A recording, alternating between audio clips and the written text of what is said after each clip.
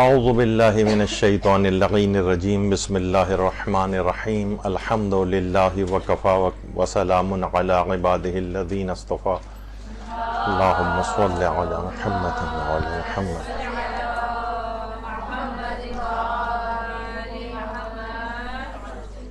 محمد و آل محمد علیہ السلام پر درود کے فضائل و فقہی احکام۔ اتنا اہم یہ موضوع ہے، ظاہر ہے کہ روزانہ کتنی ہی دفعہ ہمیں اس عبادت کو انجام دینا ہوتا ہے، اپنی نمازوں میں انجام دینا ہوتا ہے، عمومی زندگی میں انجام دینا ہوتا ہے۔ مومن کی پوری زندگی اس عبادت کو انجام دیتے گزرتی ہے، تو اس کے فقہی احکام بھی بہت زیادہ ہیں۔ اب آپ سوچ رہی ہوں گی کہ اتنے مختصر سے درود کے اتنے فقہی احکام کیسے ہیں، تو اس موضوع پر ہماری 3 درس ہوں گے۔ ایک آج کا درس ہے اور اس کے بعد 2 دروس اور ہیں، اس کے فقہی احکام پر، اس کے فضائل پر، اس کے کچھ خاص عملیات ہیں ان پر، تو اور اس کی اسرار و رموز جو اس کے اندر پائے جاتے ہیں، اس کی اقسام کون کون سی ہیں، کتنی طرح کا درود جو ہے وہ پڑھا جاتا ہے، اس پہ ہماری جو گفتگو ہوگی اس کی آج پہلی کلاس ہے۔ تو دیکھیے، پروردگار عالم نے قرآن کے اندر واضح طور پر جو آیت درود ہے، جسے آیت صلوات کہا جاتا ہے، بسم اللہ الرحمن الرحیم، ان اللہ وملائکتہ یصلون علی النبی یا ایہا الذین آمنوا صلوا علیہ وسلموا تسلیما، اللہم صل علی محمد وعلی محمد۔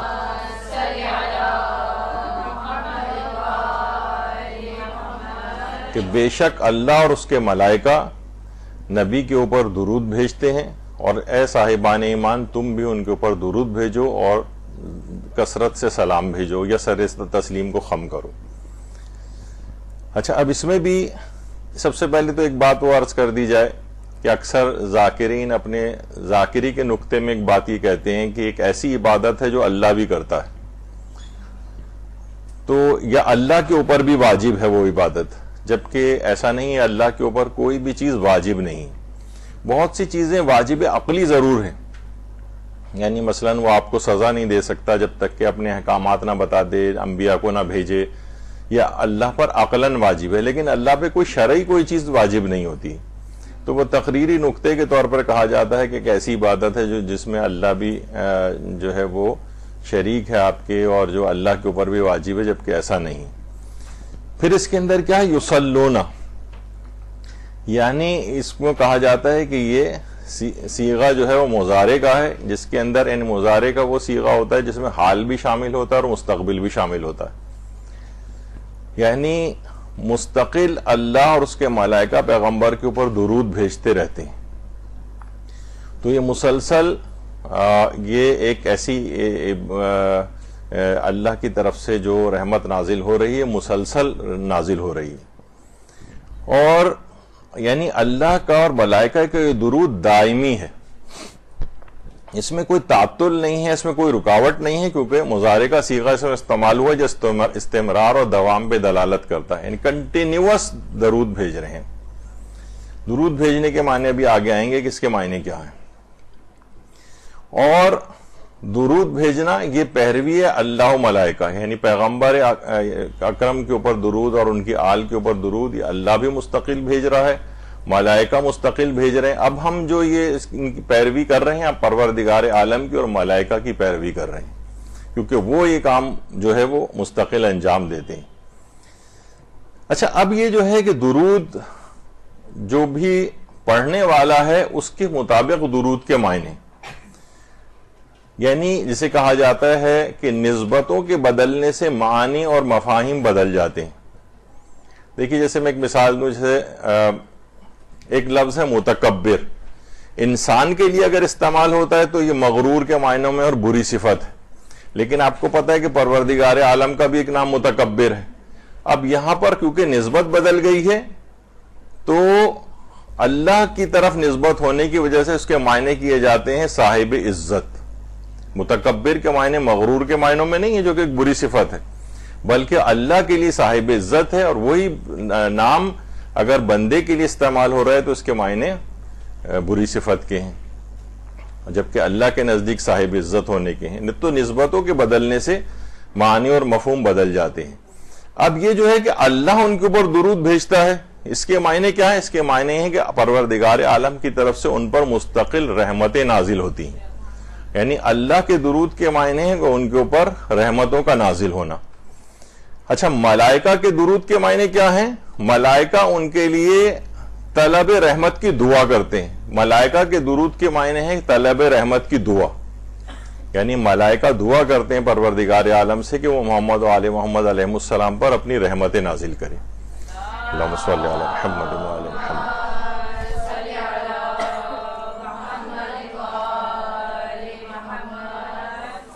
اور مومنین کے درود، ان اللہ و ملائکتہ، اس کے بعد اور صاحبان ایمان آپ کو بھی جو ہے ان کے اوپر درود بھیجنا ہے۔ تو مومنین کے درود کے معنی یہ ہوتے ہیں کہ وہ ان کی تعریف کرنا چاہتے ہیں کیونکہ وہ صاحب عزت ہیں، تو ان کے لیے ایک اچھے الفاظ، ایک اچھی دعا کے طور پر جو ہے وہ تو مومنین کا جو درود ہے وہ ان کی ثنا ہے، اصل میں ان کی تعریف ہے، ان کی جو احسانات ہیں ان کی قدردانی کا شکریہ ہے۔ تو مومنین کے درود بھیجنے کی یہ معنی ہے۔ اچھا، بعض اوقات یہ بھی ہوتا ہے کہ فرشتے، روایات میں آیا کہ فلاں اگر عمل انجام دیا جائے تو فرشتے مومنین کے اوپر درود بھیجتے ہیں۔ یہ تو محمد و آل محمد پہ درود تھی اس والی بات جو اس سے پہلے ہم نے ذکر کی۔ اب فرشتے اگر آپ کے اوپر یا مومنین پر درود بھیجتے ہیں، اس کے معنی ہوتے ہیں طلب مغفرت کی دعا لوگوں کے لیے، یعنی مثلا ہوتا ہے کہ اگر فلاں عمل انجام دیا جائے تو اللہ ایک فرشتے کو پیدا کرتا ہے جو اس کے اوپر درود بھیجتا ہے، تو درود کے معنی ہے کہ اس کے لیے مغفرت طلب کرتا رہتا ہے وہ۔ تو فرشتوں کے درود کے معنی ہیں طلب مغفرت۔ جانوروں اور پرندوں کا درود بھی ذکر ہوا ہے کہ وہ بھی درود بھیجتے ہیں، تو اس کے معنی کیا ہیں؟ اس کے معنی ان کی تسبیح مراد، اللہ کی تسبیح مراد ہوتی ہے، یعنی جو بھی جانور، پرندے، بہائم اور یہ طیور وغیرہ ہیں، یہ جب درود بھیجتے ہیں تو اس سے معنی ہے کہ وہ اللہ کی تسبیح بیان کر رہے ہوتے ہیں۔ تو اس طرح سے نسبتوں کے بدلنے سے، افراد کے بدلنے سے درود کے معنی جو ہیں وہ تبدیل ہوتے جاتے ہیں۔ اچھا، ایک تو پروناؤنسیشن کی جو غلطی ہے تلفظ کی، لوگ اسے پڑھتے ہیں درود، اور اردو میں بھی استعمال ہوتا ہے کہ بھئی دم درود، آپ نے سنا ہوگا، تو یہ درود نہیں ہے بلکہ ہے درود۔ دال کے اوپر زبر نہیں ہے بلکہ دال کے اوپر پیش ہے، کیونکہ یہ فارسی کا لفظ ہے۔ درود جو ہے وہ عربی کا لفظ نہیں ہے بلکہ فارسی کا لفظ ہے، تو اصل جو اس کو تلفظ کیا جائے گا وہ درود کیا جائے گا، دال کے اوپر پیش ہے، دال کے اوپر زبر نہیں ہے۔ اچھا، اب درود کے لفظی معنی کیا ہیں؟ اس کے معنی وہی ہیں اللہ سے رحمت کو طلب کرنا، یعنی اللہ کی رحمت۔ درود کے معنی یعنی یہ ہیں۔ اور صلوات بھی عربی یعنی فارسی میں درود ہے اور عربی میں اسی چیز کو صلوات کہا جاتا ہے، صلات بھی کہتے ہیں۔ تو بہرحال یہ صلات یا صلوات یا اسی طریقے سے بہت سے محاورے جس میں معنی بالکل بدل دیے گئے ہیں، جیسے ہے کہ صلوات سنانا، یعنی برا بھلا کہنے کو صلوات سنانا کہا جاتا ہے، حالانکہ بالکل بھی مفہوم ایسا نہیں۔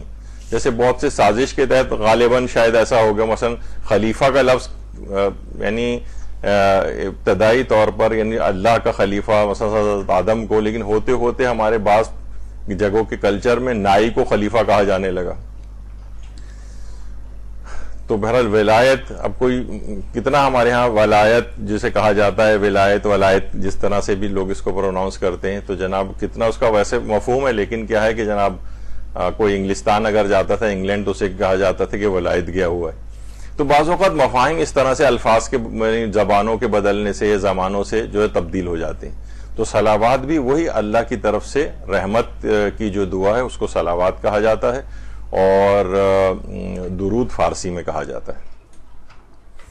اچھا، درود کی برکتیں اس قدر زیادہ ہیں کہ محدث نوری نے عالم خواب میں ایک دفعہ ہمارے چوتھے امام زین العابدین علیہ السلام کو بھیجا،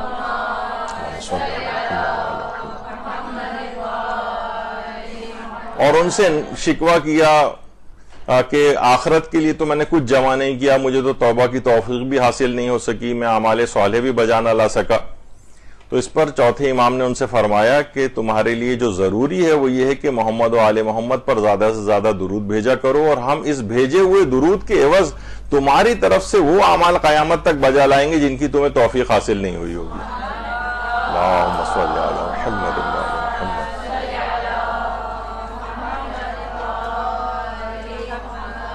محدث نوری نے پوری ایک کتاب سچے خوابوں کے ذکر کے اوپر جو ہے وہ مرتب بھی کی ہے.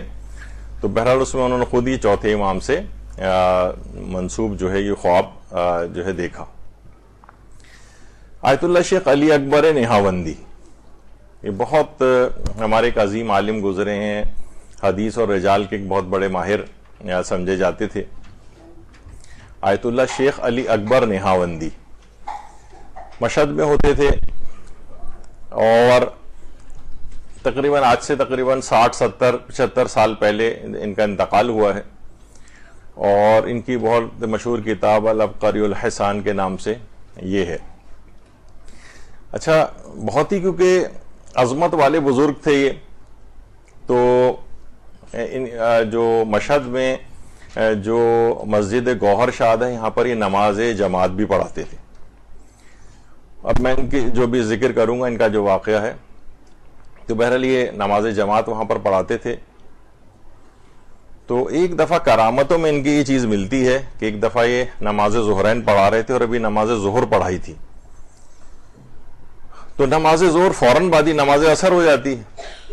اب جب انہوں نے نماز عصر پڑھانے کا وقت شروع ہونے ہی والا تھا کہ انہوں نے کہا کہ اب شبستان, اچھا وہاں مسجد گوہر شاد اور وہاں دیگر جو ائمہ کے حرم ہیں وہاں پہ بھی مختلف شبستان مساجد کے اندر ہوتے ہیں. شبستان کہتے ہیں وہ اس جگہ کو کہ جہاں پہ رات میں جا کر عبادت کی جاتی ہے. ظاہر ہے مسجدیں ابھی ہر وقت کھلی نہیں رہتی ہیں, تو کچھ جگہ ایسی مخصوص ہیں جو شبستان کہلاتی ہیں. انہوں نے کہا کہ ظہر کی نماز ہو گئی اور بہت بڑی تعداد میں جماعت موجود تھی. ابھی انہوں نے کہا کہ فوراً اب نماز عصر کے لیے شبستان کو چینج کر لیا جائے. لوگ بھی بہت پریشان ہوئے, انتظامیہ کے لوگ بھی پریشان ہوئے کہ اتنے بڑے مجمع کو کیسے ایک جگہ سے دوسری جگہ شفٹ کریں. بہرحال انہوں نے کہہ دیا تھا کہ نہیں کرنا ہے. تو لوگ عصر کی نماز کے لیے جیسے ہی دوسرے شبستان میں پہنچے تو ایک دم بہت زبردست قسم کا زلزلہ آیا اور وہ جو پرانی شبستان والی جگہ اس کی چھت گر پڑی. لوگ بھی حیران اور پریشان ہو گئے کہ اگر ہم لوگ سب یہاں پر اس وقت موجود ہوتے تو سب کے سب لوگ ہلاک ہو جاتے اتنی بھاری چھت گرنے کی وجہ سے. تو یہ ان کی بڑی کرامتوں میں سے آیت اللہ شیخ علی اکبر نہاوندی کی سمجھا جاتا ہے یہ. اور اس کے بعد سے مسجد گوہر شاد میں شبستان نہاوندی کے نام سے پورا ایک شبستان انہی کے نام سے موسوم ہو گیا. تو بہرحال یہ ان کا ایک واقعہ اس لحاظ سے کرامتوں میں ملتا ہے. اور رہبر معظم آیت اللہ خامنہئی فرماتے ہیں جب میں بالکل بچپن کے عالم میں تھا, یہ ان کے بچپن ہی کے زمانے کی تصویر ہے, تو فرماتے ہیں کہ میں نے مشہد میں صرف 2 ہی علماء کے نام سنے ہوئے تھے, ایک شیخ نہاوندی کا اور شیخ علی اکبر نہاوندی کا. ان کے علاوہ میں کسی نام سے شیعہ علماء میں واقف نہیں تھا بچپن میں. تو اتنی ایسی شخصیت ہے ان کی شیخ علی اکبر نہاوندی کی. ان کی کتاب خزینۃ الجواہر و زینۃ المنابر, جس میں ایک متقی پرہیزگار شخص کا ذکر انہوں نے کیا ہے کہ جس نے یہ بات بتائی کہ میں نے اپنے اوپر ایک بات کو لازم قرار دیا ہوا تھا کہ میں روزانہ ایک معین مقدار میں درود, اب ممکن ہے کہ وہ 100 دفعہ ہو, ممکن ہے 1000 دفعہ ہو, میں روز پڑھا کروں گا. تو ایک رات یہ ہوا کہ بہت سارے مہمان جو ہے وہ گھر پر آ گئے اور جو رات گئے تک رہے میں ان کی مہمان نوازی میں بہت زیادہ مصروف رہا, یہاں تک کہ تھک کے چور ہو گیا. جب بستر پہ گیا تو میں نے سوچا کہ آج تو مجھے درود اپنا معین جو میں نے اپنے اوپر کیا ہوا ہے وہ اس کی مجھے تلاوت کرنی ہے, تو آج چھوڑ دیتا ہوں. لیکن اس نے کہا نہیں, میں ہر صورت میں جو میں نے اپنے اوپر لازم کیا ہے میں ضرور اس کی تلاوت کروں گا. انتہائی خستگی کی حالت میں بھی اس نے جو ہے وہ درود کی معین مقدار پڑھی اور سو گیا. خواب میں پیغمبر اکرم صلی اللہ علیہ وآلہ وسلم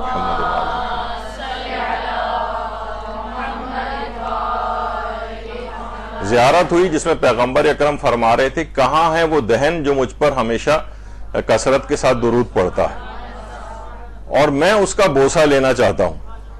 اب یہ ایک متقی پرہیزگار شخص کہتا ہے کہ میں بڑا خجالت کا شکار ہوا, میں اپنا کردار میرے سامنے تھا کہ میں اپنے آپ کو اس قابل نہیں پاتا تھا کہ میں پیغمبر اکرم سے یہ بات کہوں کہ میں اتنی تعداد میں معین مقدار میں درود پڑھتا ہوں. کہہ رہے ہیں لیکن پیغمبر اکرم نے کمال بزرگی سے خود ہی اپنے چہرے کو جھکایا اور میرے چہرے کا بوسہ لیا. اللہم صلی علی محمد و علی محمد.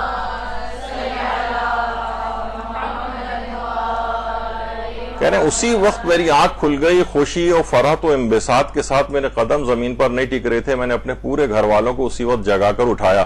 سب لوگ بھی جب جاگے تو دیکھ کر حیران اور سونگ کر حیران و پریشان ہو گئے کہ بہترین ایک خوشبو پورے کمرے کے اندر پھیلی ہوئی تھی، اور ایک اتنی زیادہ تیز خوشبو جو ایک اصفر خوشبو کہلاتی ہے، جو انتہائی تیز خوشبو سمجھی جاتی ہے، وہ کمرے کے اندر پھیلی ہوئی تھی۔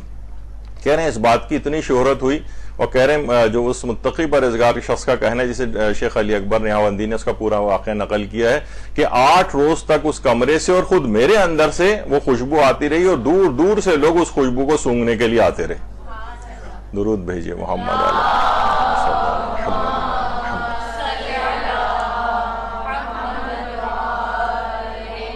تو پیغمبر اکرم کا جو بھی بہرحال یعنی کتنی ان کی نگاہ کرم ایسے فرد کے اوپر ہوگی کہ جو کثرت کے ساتھ اس طرح سے درود کسی ایک شخص کے لیے تو عنایت نہیں ہوگی انشاءاللہ، پر یہ رحمت جو ہے پیغمبر اکرم کی طرف سے دیگر تمام صاحبان ایمان کے لیے بھی ہوگی۔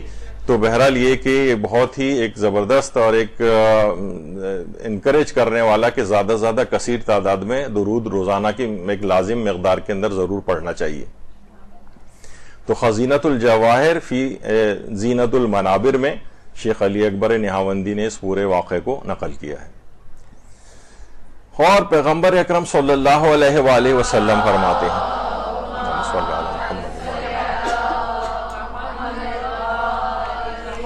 کہ اگر کچھ لوگ کسی محفل میں بیٹھیں اور نہ تو خداوند عالم کا ذکر کریں نہ اپنے رسول پر درود بھیجیں تو ایسی محفل ان لوگوں کے لیے قیامت کے دن حسرت و وبال ثابت ہوگی۔ دیکھیے ہماری کتنی ہم آپس میں بیٹھکیں کرتے ہیں، محافل ہوتی ہیں، سارے رشتہ دار مثلا مل جاتے ہیں، سہیلیاں دوست مل بیٹھتے ہیں، لیکن بعض اوقات پوری محفل گزر جاتی ہے، پورا وہ جتنی دیر بھی بیٹھتے ہیں اس میں نہ خداوند عالم کا کوئی ذکر ہوتا ہے، نہ پیغمبر کے آل اور ان کے آل پر کوئی درود و سلام ہوتا ہے، اور بس وہ محفل اسی طرح سے برخاست ہو جاتی ہے۔ تو فرماتے ہیں ایسی محفل ان لوگوں کے لیے قیامت کے دن حسرت و وبال ثابت ہوگی، وہ پچھتائیں گے کہ ہم نے فلاں جگہوں پر اس طرح سے گفتگو کی تھی اور اس میں کوئی اس طرح سے کا ذکر خدا نہیں آیا تھا، کوئی درود اس کے اندر نہیں پڑھا گیا تھا، یہ ان کو حسرت اور افسوس ہوگا قیامت کے روز۔ یہ لائق صد افسوس محفل جو ہے ان کو قیامت کے روز جو ہے وہ یاد آئے گی۔ یہی وجہ ہے کہ ہمارے جو مستحب کفارات کی ایک فہرست ہے اس میں ایک دعا بھی پڑھی جاتی ہے کہ اگر عام طور پر مثلا ہم ظاہر کتنی چیزیں اس کے اندر اس طرح کی آتی ہیں کہ ہم عمومی زندگی کے اندر سبحان ربک رب العزت عما یصفون وسلام علی المرسلین والحمد للہ رب العالمین، جب بھی کسی انسان محفل سے اٹھے تو اس دعا کو ضرور پڑھے تاکہ وہ اس محفل کے اندر جو بھی اس سے کچھ اس قسم کے معاذ اللہ ہو سکتا ہے کچھ گناہ ہو گئے ہوں، ہو سکتا ہے کہ اگر کوئی گناہ نہیں بھی ہوا ہو تو اس طرح کی جو بھی کمی ہوگی اس کا ازالہ ہو جائے گا۔ یہ مستحب کفاروں کی فہرست میں سبحان ربک رب العزت عما یصفون وسلام علی المرسلین والحمد للہ رب العالمین ایک دعا ہے کہ جو کہ اس انداز سے پڑھی جاتی ہے۔ تو اس محفل کے اندر جتنی بھی ایک کمی ہوگی اور جو بھی اس کے اندر اس قسم کی کوئی بات ہوگی جس سے کوئی بے برکتی ٹائپ کی ہوگی تو پھر وہ یہ اس کا مداوع ہو جائے گی یہ والی دعا، اور یعنی پروردگار عالم اس کمی کو پورا کر دے گا۔ تو بہرحال یہ مستحب کفارات کی ایک فہرست میں ہے کہ اچھا پھر ایک اور ہے مستدرک الوسائل میں ایک روایت کہ ایک دن جب رسول خدا صلی اللہ علیہ وآلہ وسلم اللہم صلی علی محمد وعلی محمد اپنے حجرے سے باہر آ رہے تھے تو اس وقت فرمایا کہ گزشتہ رات میں نے اپنی امت کے ایک آدمی کو دیکھا جو کہ پل صراط عبور کرنا چاہتا تھا لیکن کانپ جاتا تھا، آگے نہیں بڑھ سکتا تھا۔ اس دوران ایک درود آیا جو اس نے مجھ پر بھیجا تھا تو اس درود نے مجسم ہو کر اس کا ہاتھ پکڑ کر پل صراط عبور کروا دیا۔ اللہم صلی علی محمد وعلی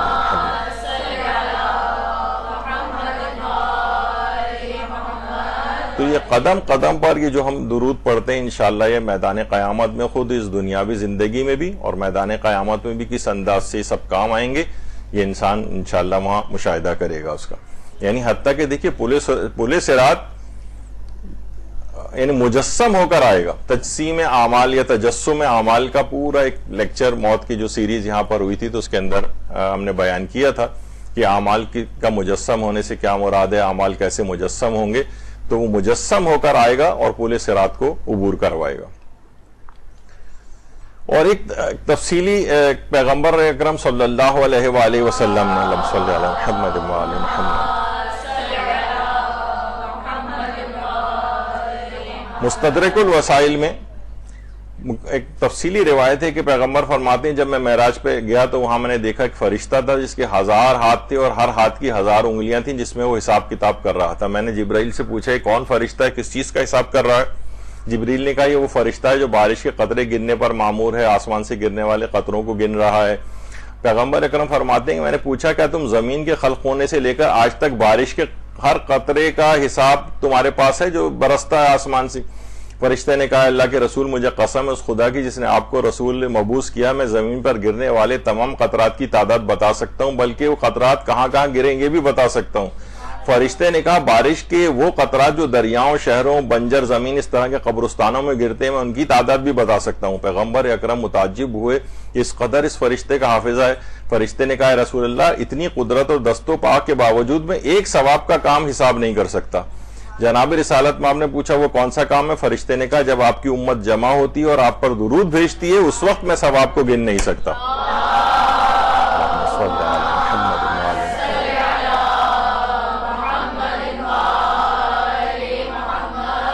جب سے زمین خلق ہوئی ہے اور اس کے بعد سے لے کر کتنی بارشیں ہوئی ہیں، کیا کچھ اس کا تک کا حساب اس کے پاس ہے، لیکن وہ ایک درود کا حساب نہیں رکھ سکتا وہ فرشتہ، اس قدر اس کا اجر و ثواب ہے۔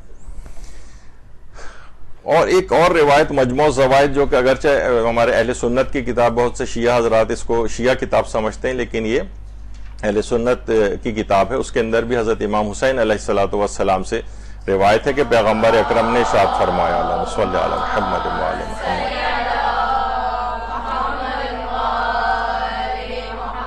کہ جس شخص کے بھی سامنے میرا ذکر ہو اور مجھ پر درود بھیجنا بھول جائے قیامت کے روز وہ جنت کا راستہ بھول جائے گا۔ اچھا بہت سے لوگ آج کل الفاظ سے بھی کافی جو ہے وہ اٹک جاتے ہیں اس میں کہ یہ کیسے ممکن ہے، وہ تو جب وہاں پہنچ گیا ہے تو وہ راستہ کیسے بھول جائے گا وغیرہ۔ تو یہ قرآن کے اندر بھی آیا کہ مثلا جب لوگ اللہ کو بھلا دیتے ہیں فَأَنْسَاهُ اللَّهُ تو اللہ بھی ان کو بھلا دیتا ہے۔ اب یہ نہیں اللہ کو کوئی بھول چوک ہوتی، مقصد ہے کہ تم نے وہ اس کرائٹیریا پہ پورا ان کا پروردگار عالم کی اطاعت نہیں کی، اللہ کو یاد نہیں رکھا، تو اللہ بھی اب تم پر اپنی رحمت کو نازل نہیں کرے گا۔ بھلا دینے سے مراد یہ ہوتا ہے۔ تو جو جنت میں رسول اللہ کو بھلا دیے کیسے ممکن ہے کہ وہ پھر جو اس کا لازمی نتیجہ ہے درود پڑھنے کا وہ جنت ملنا، تو وہ گویا اس راستے کو بھلا دے گا، تو بھلا دینے سے یہ مراد ہوتی ہے۔ تو اور اسی طریقے سے ایک یہ بھی پیغمبر اکرم نے جملے ارشاد فرمائے ہیں کہ جو شخص بھی مجھ پر زیادہ صلوات بھیجے گا وہ موت اور جان کنی کی تکلیف اور تلخی سے امان میں رہے گا۔ اللہم صلی علی محمد وآل محمد۔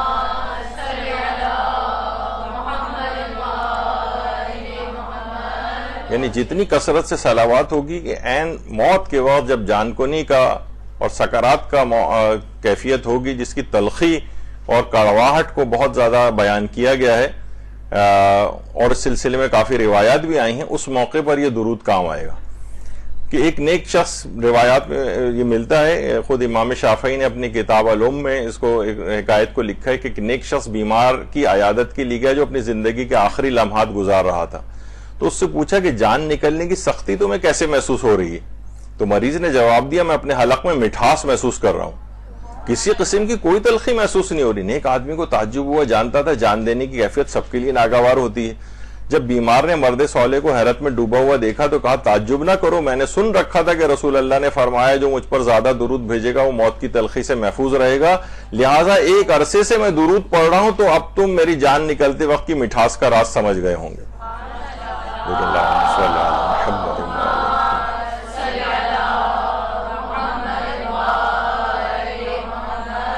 تو واقعتاً بس اس کو اپنی زندگیوں میں رائج رکھنا چاہیے، اس کی طرف کثرت کی طرف جانا چاہیے، اس کے نتائج اپنی زندگی میں انشاءاللہ آپ محسوس کریں گے۔ آگے چل کر ہم کچھ ایسے عملیات بھی ذکر کریں گے، اور جس وقت انسان دنیا سے رخصت ہونے لگے گا اس وقت وہ اس مٹھاس کو محسوس کرے گا۔ اور یہ بھی پیغمبر اکرم صلی اللہ علیہ وآلہ وسلم نے فرمایا اللہم صلی علی محمد وآل محمد کہ جو مجھ پر ایک بار درود بھیجے گا خدا روز قیامت اس کے اوپر نیچے دائیں بائیں ایک نور پیدا کرے گا جو اس کے تمام اعضاء کو نورانی بنا دے گا. اور جو پل صراط ہے وہ بالکل ایک تاریک جگہ کے اوپر ہے. روایات میں آیا کہ پل صراط کی جو تاریکی ہے تو انسان جو زیادہ درود پڑھتا رہے گا جب وہ خود نورانی ہو جائے گا, دائیں بائیں آگے پیچھے اوپر نیچے ہر جگہ اس کے نور آ جائے گا تو بہت آسانی کے ساتھ دیکھ کر پل صراط کو عبور کرے گا. تو بہرحال یہ اس وقت اس کے یعنی موت کی سختی, سکرات, اور پھر اس کے بعد آگے کے مراحل یہاں تک کہ پھر میدان قیامت, اور پھر اس کے بعد جب پل صراط پہ سے گزرنے لگے گا وہاں پر بھی یہ درود اسی انداز سے آئے گا. اور جب اس سے پہلے کی روایتیں پیغمبر اکرم میں آپ نے سنا تھا کہ درود جب وہ گرنے ہی والا تھا پل صراط سے اس وقت درود مجسم ہو کر آیا اور اس کو وہاں سے بچا کر لے گیا. تو یہ درود کی خاص نورانیت ہے. اور پیغمبر یہ بھی ارشاد فرماتے ہیں اگر چاہتے ہو کہ ابلیس کے زخم باقی رہیں اور وہ ہمیشہ غمناک رہے تو اطاعت خدا اور محمد و آل محمد پر درود کو ہمیشہ بجا لاتے رہو. اگر تم نے ایسا نہ کیا تو ابلیس کے اسیر ہو جاؤ گے اور اس کے لشکر تم پر سوار ہو جائیں گے. یعنی اس کا مطلب یہ ہے کہ شیطان سے بھی بچاتا ہے. جس قدر انسان درود زیادہ پڑھے گا اتنا ہی شیطان اس سے دور ہوتا چلا جائے گا, اتنا ہی زیادہ شیطان غمزدہ ہوگا, اس کے زخم باقی رہیں گے. تو اطاعت خدا کے ساتھ درود کو بھی کثرت کے ساتھ پڑھتے رہیں. اور اگر اس کو چھوڑا تو ابلیس کے اسیر ہو جانا ہے, کیونکہ جب ظاہر ہے جو اس کو ہٹانے والی چیز ہے وہ اپنے رفع کرتی تو ابلیس اور اس کے لشکر حاوی ہو جائیں گے تم پر. اور یہ بھی فرمایا حضرت امیر المومنین علی ابن ابی طالب علیہ الصلوۃ والسلام نے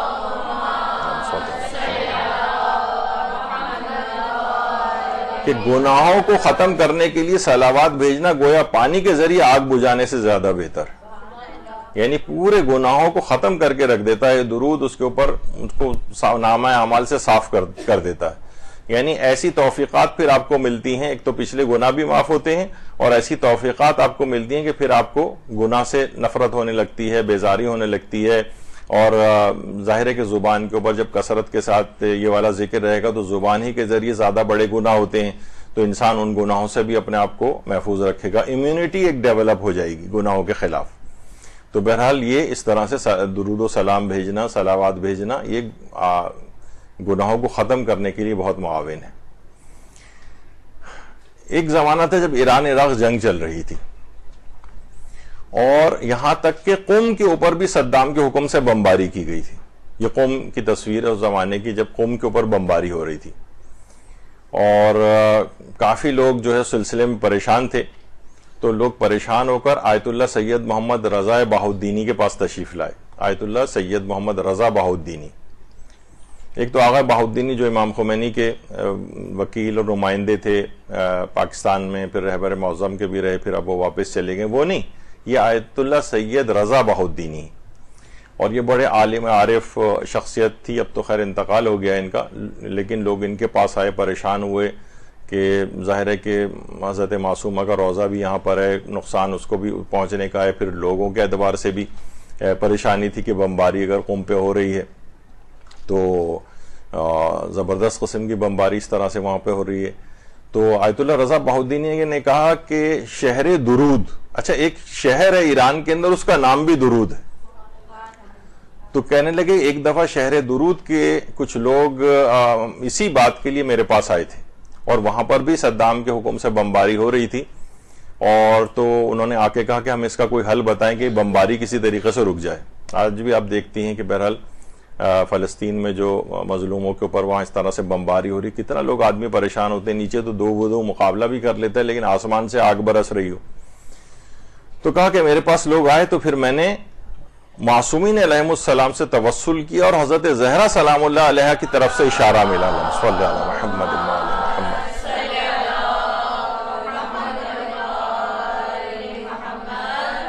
معصومین سے جب توسل کیا تو حضرت زہرا سلام اللہ علیہ کی طرف سے یہ اشارہ ملا کہ مومنین حدیث قصہ کی زیادہ سے زیادہ تلاوت کریں. اور کہہ رہے ہیں پھر میں نے لوگوں کو یہ بات بتائی تو شہر درود, اچھا شہر درود میں کہہ رہے ہیں اس کے بعد سے بمباری بالکل بند ہو گئی. جو وہاں کا اصل میں جو صوبہ لورستان ہے ایران کا, اس کا ایک شہرستان ہے درود کے نام سے وہاں پر ہے. تو پورا شہر تھا، تو اس لحاظ سے زیادہ آبادی کا تو نہیں، 1.5-2 لاکھ کی تقریباً آبادی کا شہر ہے یہ، تو وہاں پر بمباری ہو رہی تھی. کہہ رہے ہیں جیسی لوگوں نے حدیث قصہ پڑھنی شروع کی، شہر درود پر بمباری بالکل بند ہو گئی. تو اب تم لوگ بھی یہی چیز کرو. پھر آغا رضا بہاؤالدینی فرماتے ہیں کہ پھر لوگوں نے 4 اعمال انہوں نے بتائے جو ابھی میں ذکر کرنے والا ہوں. کہا کہ میرا اپنا تجربہ یہ ہے کہ جب بھی کسی سخت مشکل کے اندر گرفتار ہو جاؤ، اگر تم نے یہ 4 اعمال انجام دی تو اس سے زیادہ بہتر میں نے اس مشکل سے نکلنے کا کوئی طریقہ نہیں پایا ہے. یعنی اتنا عالم عارف شخص جو ہے، انہوں نے کہا کہ وہ 4 چیزیں کون سی ہیں مشکلات سے نکلنے کے لیے.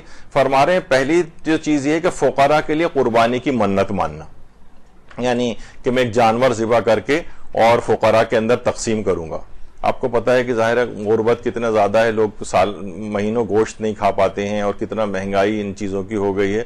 تو اگر کوئی شخص قربانی کے جانور کی منت اور نظر مانے کہ اگر فلاں میرا کام ہو گیا تو میں غریبوں میں اس کو تقسیم کروں گا ذبح کروا کر، تو اس کی میں نے بہت زیادہ اس کی تاثیر پائی. تو ایک پہلی تو چیز یہ ہے کہ قربانی کو ذبح کر کے اس کا گوشت مستحقین کے اندر تقسیم کرنا. دوسرا فرماتے ہیں کہ حدیث قصہ کی تلاوت. جب بھی مشکلات میں انسان گرفتار ہو جائے، جیسے کہ شہر درود اور شہر قم کے باسیوں کو بھی یہ انہوں نے تعلیم فرمائی تھی، اور پھر اس کے بعد لوگوں نے حدیث قصہ پڑھنی شروع کی اور یہ 3 اعمال اور انجام دیے، تو ایک دم سے پھر قوم کے اوپر بمباری ہونا بند ہو گئی. تو دوسری تھی حدیث قصہ کی تلاوت. تو کوشش یہ کرنی چاہیے کہ حدیث قصہ کی تلاوت بھی یہ رائج ہونی چاہیے. آج کل چیزیں نا ختم ہوتی چلی جا رہی ہیں ہمارے یہاں. پہلے ہوتی تھیں اس طرح کی محفلیں ہوتی تھیں، اور حدیث قصہ کی محفلیں گھروں کے اوپر رکھی جاتی تھیں، تو گھروں پر بھی ہوں، امام بارگاہوں کے اندر بھی ہوں، اس قسم کی مجالس خواتین رکھیں تو بہت مشکلات اور پریشانیاں جو گھروں کے اندر ہوتی ہیں یہ دور ہو جائیں گی. تیسری چیز فرماتے ہیں صدقہ دینا. اس کو بھی میں نے بہت زیادہ مؤثر پایا ہے. یعنی کوئی بھی شدائد، مشکلات، مصیبتیں آ جائیں تو انسان صدقہ اگر دے تو بہت جلدی اس کی مصیبت ٹل جاتی ہے. اور چوتھی چیز فرماتے ہیں ختم صلوات، درود کی محافل کو منعقد کرنا، جس میں ایک معین مقدار کے اندر درود پڑھا جائے. مثلا 10,000 دفعہ، 1 لاکھ دفعہ، 10 لاکھ دفعہ، جتنے حاضرین ہوں آپس میں تقسیم کر لیں کہ جو ہے. اور یہ منعقد ہوتی ہیں، ایران کے اندر بھی منعقد ہوتی ہیں. لوگ آ کر سب لوگ بیٹھ جاتے ہیں اور ایک حلقہ بنا کر بیٹھ جاتے ہیں، سب کے ہاتھوں میں ایک تسبیح دے دی جاتی ہے، اور درمیان میں ایک اس طرح سے ایک چادر کے اوپر درود لکھا ہوا ہوتا ہے. ہر امام کے نام سے الگ الگ درود پڑھنے کے لحاظ سے ایک تقریب جو ہے جسے کہا جائے، اور سب کے ہاتھ میں تسبیحاں دے دی جاتی ہیں. سب ہر ایک آدمی مثلا 10 تسبیحاں، 1,000 ایک اور اس طرح 14 معصومین کو ہدیہ کرنا ہے، اس سے بڑی مقدار کو ہدیہ کرنا ہے. تو سب لوگ جتنے لوگ ہوتے ہیں اس کے اعتبار سے اس میں تقسیم کر لیا جاتا ہے. خواتین بھی اسی طرح سے محافل منعقد کرتی ہیں. اور مجھے خود بھی یاد پڑتا ہے، میں نے ایک دفعہ شاید پہلے بھی بتایا تھا کہ ہم دوستوں نے مل کے ایک دفعہ اس طرح کی مختلف گھروں کے اندر وہ محافل ہوتی تھیں، اور یہی تسبیحاں اور یہ لے کے اور درود کی ایک تو محفل منعقد ہوتی تھی. اس کے بعد چھوٹا موٹا کوئی درس وغیرہ بھی ہو جاتا تھا. لیکن یہ کہ بہرحال جو گھر جس گھر کے اندر ہوتی تھی وہ آج تک وہ کہتے ہیں کہ اتنی برکتیں ہمارے اس زمانے میں گھر پر ہوتی تھیں. بعض اوقات جیسے میں نے پچھلی دفعہ کہا تھا نا کہ ممکن ہے کہ کثرت نہ ہو لیکن برکت ہو، خوشحالی ہو، اطمینان کے ساتھ زندگی بسر ہو رہی ہو، کسی سے حاجت مانگنے کی کوئی ضرورت پیش نہیں آتی. یہ بھی بہت بڑی چیز ہے. تو گھروں میں اس طرح کی محافل کا انعقاد ہونا چاہیے. ختم صلوات کی محافل کو گھروں کے اندر جو ہے وہ کرنا چاہیے. مرد حضرات بھی کریں، بجائے کہ بیٹھ کے جو ہے نا صرف اور صرف یہ خبروں اور اس کے اوپر جو تبصرے کرتے رہیں. اچھا، خبروں کے تبصرے جو آج کل میں نے جو خاص طور پر دیکھا ہے کہ ہر آدمی کے پاس کیونکہ سوشل میڈیا ہے، ہر آدمی اس کے اوپر بیٹھا ہوا ہے، ہر آدمی کے پاس واٹس ایپ ہے، ہر ایک کے پاس وہ ایک ہی چیز ہر جگہ فارورڈ ہو رہی ہے. تو کسی کے پاس بھی کوئی نئی انفارمیشن نہیں ہے. آپ کسی کو بتاتے ہیں تو پہلے سے اس کو وہ چیز پتا ہوتی ہے. یعنی بلا وجہ کی اسی بتائی ہوئی بات کا وہی جو اس کے پاس بھی انفارمیشن اور آپ کے پاس بھی وہی انفارمیشن ہے، تو کوئی خاص فائدہ نہیں ہے اس گفتگو کا. یعنی بعض اوقات ہوتا ہے کہ بس اسی کی تکرار ہو رہی ہوتی. وہ دیکھا وہ واٹس ایپ آیا تھا، اس میں یہ لطیفہ تھا، وہ تھا، یا کوئی انفارمیشن تھی، تو وہی چیز جو ہر ایک کے پاس ہے وہی چیز ڈسکس ہو رہی ہے. ویسٹیج آف ٹائم ہے یہ. تو بہتر ہے کہ سب کے جب وہ ایسے لوگ افراد آئیں تو کچھ نہ کچھ ایسے ان کے ہاتھ میں تسبیحات تھما دی جائیں کہ بھئی یہ ہے، اس طرح سے پڑھنا ہے، تو سب ان برکتوں سے فیضیاب ہوں گے۔ اور یہاں تک کہ جو مقدس مقامات کے حرم ہیں ان کے جو خدام ہیں وہ بھی اس قسم کی محافل کا انعقاد کرتے ہیں۔ مثلا یہ جو حرم شاہ چراغ کے جو خدام ہیں، شاہ چراغ آپ کو پتہ ہے کہ شیراز میں ان کا مزار ہے حضرت شاہ چراغ کا، ویسے تو ان کا نام احمد تھا، لیکن جو کہ امام موسیٰ کاظم علیہ السلام کے بیٹے، اللہم صلی علی محمد و آل محمد،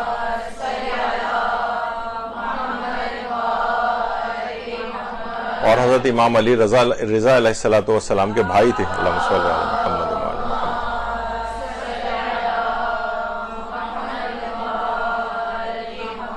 اور یہ وہی شاہ چراغ ہے۔ شاہ چراغ ان کو یوں کہا جاتا ہے کہ کافی سالوں تک 100-200 سال تک ان کی قبر مخفی رہی تھی، اور اس کے بعد لیکن دور سے لوگوں کو اس جگہ، قبر والی جگہ پہ چراغ جلتا ہوا نظر آتا تھا، تو جب لوگ جاتے تھے تو پھر بعد میں ڈسکور ہوا کہ یہ ان کے امام موسیٰ کاظم علیہ السلام کے بیٹے کی قبر ہے، جن کا نام احمد تھا، جب سے وہ شاہ چراغ کے نام سے شیراز میں جو ہے وہ مشہور ہو گئے۔ اچھا، اس کے بعد یہ پچھلا ابھی 1 سال ہی گزرا ہے، اکتوبر 2022 میں، یعنی پچھلے سال ہی داعش کے ایک شخص نے وہاں پر حملہ بھی کیا تھا اور 13 لوگوں کو وہاں پر شہید کیا تھا کلیشنکوف سے، اور 30 کے قریب لوگ زخمی ہوئے تھے۔ تو بہرحال یہ انہی کے ابھی 1 سال بھی نہیں ہوا اس واقعے کو، تو 13 افراد کو شہید اس نے کیا تھا۔ تو حضرت شاہ چراغ کے جو یہ جو خدام ہیں، یہ بھی اور دیگر جگہوں کے خدام بھی مقدس مقامات کی یہ اس قسم کی محافل درود کو منعقد کرتے ہیں باقاعدہ۔ تو یہ بہت ہی عظمت والی ایک محفل ہے، اس کو ضرور اس کو اپنی زندگیوں میں، اپنے گھروں میں اس کو رائج کرنا چاہیے۔ ابھی جامع الاخبار میں بھی یہ ہے کہ قیامت کے دن میرے نزدیک ترین وہ لوگ ہوں گے جو مجھ پر کثرت سے درود بھیجتے ہوں گے، پیغمبر اکرم صلی اللہ علیہ وآلہ وسلم فرماتے ہیں۔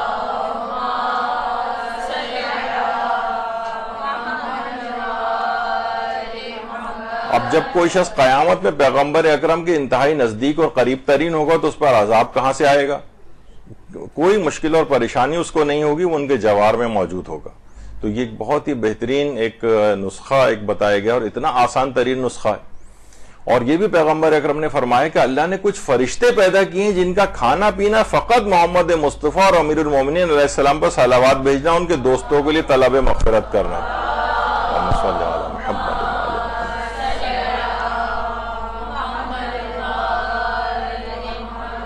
یعنی ان کا کوئی اور کام ہی نہیں ہے، وہ صرف اور صرف محمد و آل محمد علیہ السلام پر درود بھیجتے ہیں اور ان کے محبین اور دوستوں کے لیے طلب مغفرت کرتے رہتے ہیں۔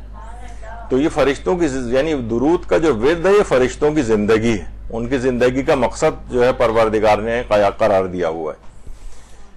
تو یہ تو ابھی آیا، اس سے پہلے کہ ابلیس کے زخم باقی رہتے ہیں اور وہ غمناک ہو جاتا ہے جب تک کہ انسان درود پڑھتا رہتا ہے، ورنہ وہ ابلیس کا اسیر ہو جاتا ہے۔ اور آیت اللہ تقی بہجت فرماتے تھے، گشتیم و گشتیم ذکر بالاتر الصلوات پیدا نہ کر دیں۔ کہہ رہے ہیں میں نے بہت تحقیق کی، بہت جستجو کی، بہت سرگرداں رہا کہ تمام اذکار میں سب سے افضل ترین ذکر کون سا ہے، تو میں سوائے صلوات کے کوئی اس سے برتر ذکر دریافت نہ کر سکا۔ اللہم صلی علی محمد۔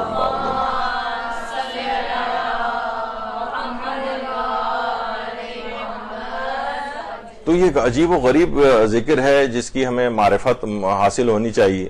اور یہ بھی کہا جاتا ہے علماء کی طرف سے کہ سیر و سلوک کی وادی میں داخلے کا جو اذن دخول ہے وہ درود ہے۔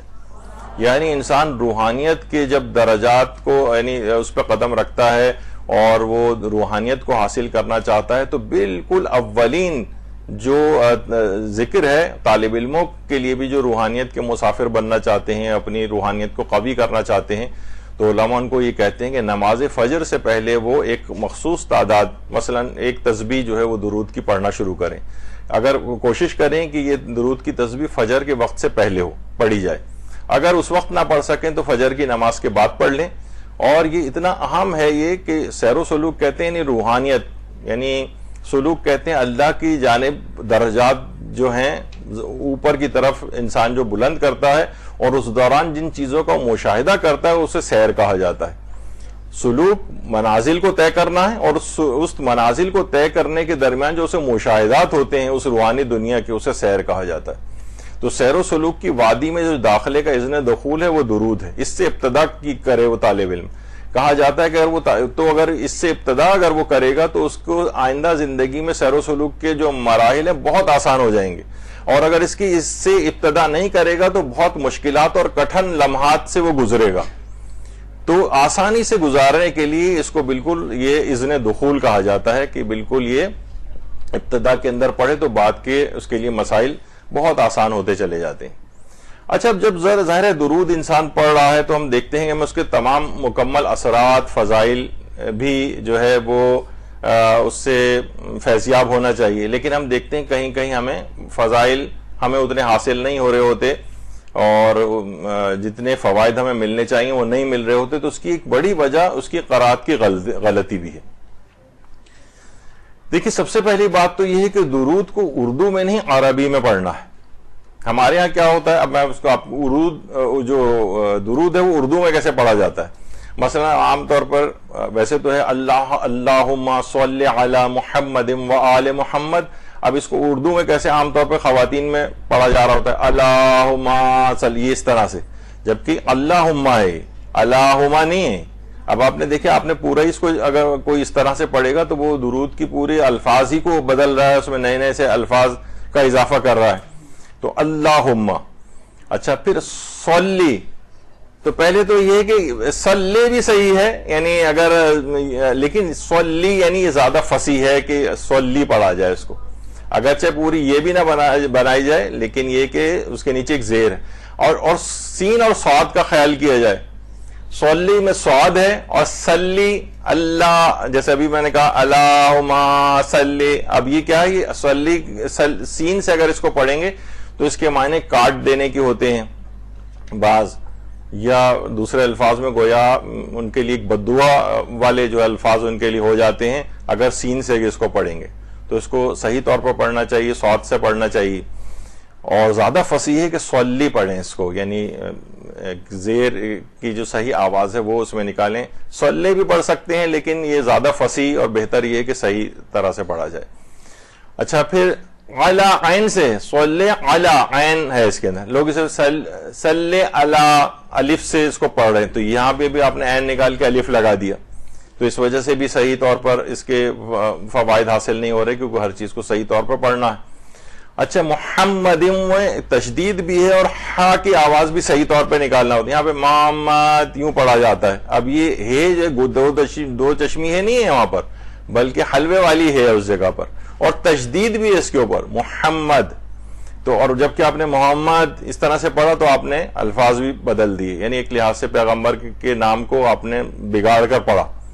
دیکھیے، شروع میں جب پیغمبر اکرم کا نام محمد ہے تو جب وہ کفار نے سوچا کہ یہ ہمیں تو ان کی ہم مذمت کرنی ہوتی ہے، لیکن ہم بھی ان کا نام محمد کے معنی کیا ہیں، جس کی بہت زیادہ تعریف اور مدح کی جائے، تو ہم بھی اسی جملے کو نکالتے ہیں، اور وہ جو ہے گویا ہماری زبان پر بھی یہ جاری ہو جاتا ہے کہ وہ شخص جس کی بہت تعریف کی گئی تو ہم یہ جملہ ہی کیوں کہیں۔ تو انہوں نے پیغمبر کا نام اپنے طور پر بدل کے مزمم جو ہے وہ رکھ دیا۔ اچھا، صحابہ کو جب اس کی اطلاع ملی، جو صحابہ باصفا تھے، وہ پیغمبر کے پاس رنجیدہ ہو کر آ کے وہ آپ کو اس نام سے پکار رہے ہیں۔ پیغمبر نے کہا کہ اللہ نے تو میرا نام محمد ہی رکھا ہے، یہ جس کو نام سے پکار رہے ہیں وہ تو میں ہوں ہی نہیں، مثلا ان کو پکارنے سے کیا فرق پڑتا ہے کہ اگر وہ نام کو اس لحاظ سے بگاڑ بھی رہے۔ تو بہرحال یہ کہ اگر کوئی کوشش کریں کہ جو پیغمبر کا اصلی نام ہے محمد، اس میں تشدید بھی لگائیں، ہا بھی صحیح طور پہ پڑھیں، تاکہ وہ نام میں وہ نہ ہو، کوئی دوسرا نام نہ بن جائے، حروف محمل یا اس طرح کے، یا کوئی اور معنی اس کے نہ بن جائے۔ تو یہ اس انداز کا ہے۔ اچھا، اس میں ایک اور بھی چیز ہے، محمدن و آل محمد یا محمدیوں، یہ میں نے اس وجہ سے ہم نے اس کو اس طرح سے لکھ دیا ہے تاکہ آپ کو دماغ میں رہے کہ کون سی چیز صحیح ہے۔ تو محمدن و آل محمد بھی صحیح ہے، اور محمدیوں و آل محمد بھی صحیح ہے، لیکن زیادہ فصیح ہے کہ محمدیوں پڑھا جائے اس کو، محمدیوں، محمدن نہیں، محمدن بھی صحیح ہے۔ اچھا، ایک اور چیز ہے جس پہ آج تو میں گفتگو نہیں کروں گا، شاید اگلی ہماری جو کلاس ہے اس میں گفتگو آئے گی۔ ایک چیز بہت مشہور کی جاتی ہے کہ محمد و آل محمد اس طرح ایرانی پڑھتے ہیں، اس پہ ایک اعتراض کیا جاتا ہے، اور آیت اللہ علی نقی نقن صاحب کا ایک کلپ بھی اس سلسلے میں مشہور ہوا تھا، وہ ان کا ایک تقریری پہلو تھا جو انہوں نے اس میں بیان کیا، اور انشاءاللہ اس کا جواب اگلی اس کے اندر دیں گے کہ یہ اگر کوئی شخص محمد و آل محمد کہتا ہے یہ بھی بالکل صحیح ہے، اور یہ وقف کہا جاتا ہے۔ پھر حدیث بھی لوگ پیش کرتے ہیں کہ جو ہے میرے یعنی محمد کے اوپر وقف نہ کرو، تو یہ آپ نے تو بیچ میں وقفہ دے دیتے ہیں، پھر وآل محمد کہہ رہے ہیں، تو یہ اس کا یہ والا مفہوم نہیں ہے حدیث کا، وہ ہم انشاءاللہ اگلی نشست میں بیان کریں گے۔ تو محمدن و آل محمد کوئی پڑھ رہا ہے تو یہ بھی ٹھیک ہے، لیکن زیادہ فصیح، زیادہ بہتر عربی جو ہے وہ محمدیوں ہے۔ اچھا اب ایک ویسی، تاکہ آپ کے دماغ میں رہے کہ عربی زبان کے لحاظ سے بھی اتنی غلطیاں چیزوں کے اندر ہوتی ہیں، جیسے لوگ پڑھتے ہیں مصطفیٰ نہیں ہے بلکہ مصطفیٰ ہے۔ اچھا لوگ پڑھتے ہیں مدرسہ نہیں، یہ ہے مدرسہ، لوگ اسے مدرسہ کہتے ہیں۔ غلطی نہیں ہے، یہ ہے غلطی، لام کے اوپر زبر ہے۔ اسی طریقے سے مثلا لوگ کہتے ہیں عربی زبان، عربی نہیں عربی ہے، یہ عربی رے کے اوپر، یعنی اس سے بھی فرق پڑ جاتا ہے چیزوں میں۔ جیسے ہمارے ہاں جیسے لوگ پڑھتے ہیں صدر، میں کہاں جا رہا ہوں؟ صدر جا رہا ہوں، صدر نہیں، یہ صدر ہے، صدر دال کے اوپر جزم ہے۔ تو اچھا لوگ انگلش میں بھی لکھتے ہیں تو آپ دیکھتی ہیں ہر جگہ جو صدر کی سپیلنگ ہے وہ صدر ہے، SADDAR، یہ تو ہے ہی نہیں، صدر تو ہے ہی نہیں، یہ تو اپنے بالکل ہی کوئی اور لفظ بنا دیا اس کو، صدر۔ نقاب، نون کے نیچے زیر ایسے لوگ نقاب پڑھتے ہیں۔ عصر، اسے لوگ اثر پڑھتے ہیں، سواد کے اوپر زبر لگا کے، اثر غلط ہے، عصر صحیح لفظ ہے۔ تو اس طرح کی بہت ساری چیزیں ہیں جو درود کے سلسلے میں بھی ہوتی ہیں۔ اور تو بہرحال اللہم صلی علی محمد و آل محمد، اس کو صحیح طور پر پڑھنا چاہیے، اور اردو میں نہیں، اس کو عربی زبان ہی کے اندر پڑھنا چاہیے۔ اور پیغمبر اکرم صلی اللہ علیہ وآلہ وسلم نے یہ جملے بھی ارشاد فرمائے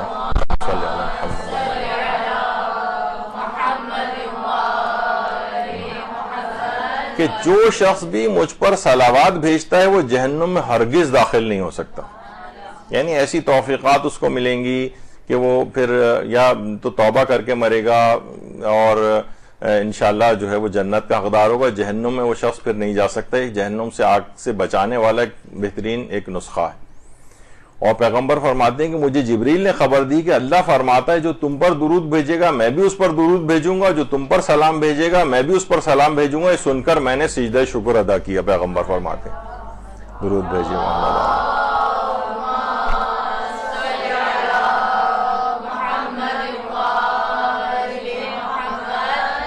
اللہ اس کے اوپر درود بھیجے گا، اس پہ بھی ہماری گفتگو آگے چل کر آئے گی کہ اچھا اب اللہ کے درود بھیجنے کے معنی اللہ کی رحمت نازل ہونا، اللہ کی برکات نازل ہونا، وہ ہمارے لیے جو بھی درود پڑھتا ہے اس کے لیے ہے۔ اور یہ ایسی بات تھی کہ پیغمبر خوشی سے سجدہ شکر میں گر گئے۔ اور ایک روایت میں پیغمبر فرماتے ہیں کہ جو شخص مجھ پر 1 مرتبہ درود بھیجے اللہ اس پر 10 مرتبہ درود بھیجتا ہے، اور جو مجھ پر 10 مرتبہ درود بھیجے اللہ اس پر 100 مرتبہ درود بھیجتا ہے، جو مجھ پر 100 مرتبہ درود بھیجتا ہے اللہ اس پر 1000 مرتبہ درود بھیجتا ہے، اور ہمیشہ کے لیے عذاب جہنم سے امان دے دیتا ہے۔ درود اللہ صلی اللہ علیہ وسلم۔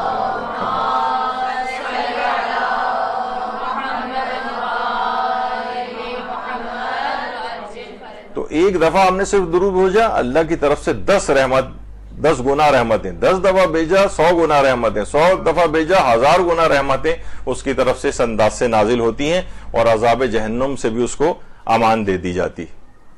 دیکھیے آخر یہ درود پڑھنے کی اس قدر تاکید کیوں ہے؟ ہم دیکھتے ہیں کہ کتنا ہماری محافل کے اندر بھی رائج ہے، احادیث کے اندر بھی کتنی زیادہ اس کی تاکید کی گئی ہے۔ تو علماء فرماتے ہیں کہ یہ محمد و آل محمد علیہ السلام ان کی جس قدر زحمتیں، تکالیف، مصیبتیں ان لوگوں نے برداشت کی ہیں، کتنے مصائب کو برداشت کیا ہے، پورے خاندان ان کے جو ختم کر دیے گئے، ان کی نسل کو کشی کس طریقے سے کی گئی، سادات کرام کی قربانیاں کس قدر زیادہ ہیں، تو ان کو ہجرتیں برداشت کرنا پڑیں، باغ زہرا کے پھول جگہ جگہ پوری دنیا کے اندر بکھر گئے، اور کتنی سب چیزیں انہوں نے برداشت کی۔ تو یہ ان کی اس شکریہ اور قدردانی کی انتہائی ایک چھوٹا سا ایک ایک عمل ہے جس کی وجہ سے، جس کی بنا پر ہم ان کا شکریہ ادا کرتے ہیں۔ یہ تمام ان کی قدردانی کا سب سے کم ترین اظہار یہ ہے کہ ان کے اوپر درود بھیجا جائے۔ اللہم صلی علی محمد وعلی محمد۔